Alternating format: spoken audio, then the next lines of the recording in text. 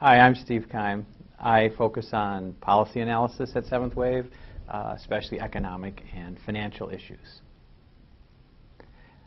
The paper that I prepared for the ACEEE conference was with Pete Kappers and Andy Satchwell at Lawrence Berkeley National Labs. Been working with Pete and Andy for the last couple of years, and we're focusing on utility stock price valuation, what drives utility stock prices, and that really forms the basis for the paper.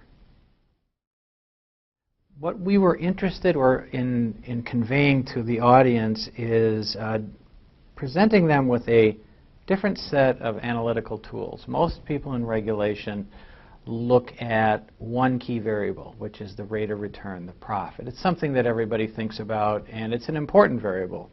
But there are two other variables that drive stock prices, risk and scale. So it's risk, return, and scale, not just return.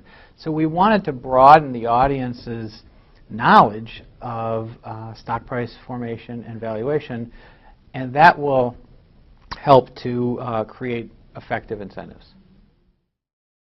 It's important because many of the incentives designed to promote clean energy are much less effective than people think they're going to be. And when you apply the financial lens that we put forth in the paper, you can see why that's the case. Because, as I said, people focus just on the rate of return. There are examples where an asset that earns a lower rate of return than another asset, the lower rate of return asset can produce more shareholder value. Those sorts of ideas are not commonly held in regulation, so we're trying to shine a light on that important aspect of creating value, because any incentive really should be linked to value. The paper may surprise some people in the sense that because there's been this singular focus on one variable, and when you add these other variables into the mix, for example, what we find is, or we set forth, there are three drivers: risk, return, and scale.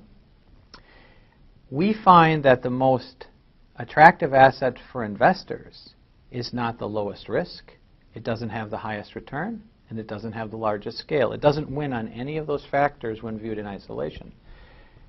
That tells us that analysis of value is complicated, and that you can't make these generalizations about what is or isn't good for utilities. And people are making those generalizations, and so the surprising thing may be for them to say, wait a minute, we need to step back and look at this in more detail. The important point, the thrust of the paper, is that we need very specific analysis of individual utilities, individual regulatory policies to create real incentives. The idea that we can create a blanket system that will work for everybody just doesn't hold water in terms of the empirical or theoretical evidence.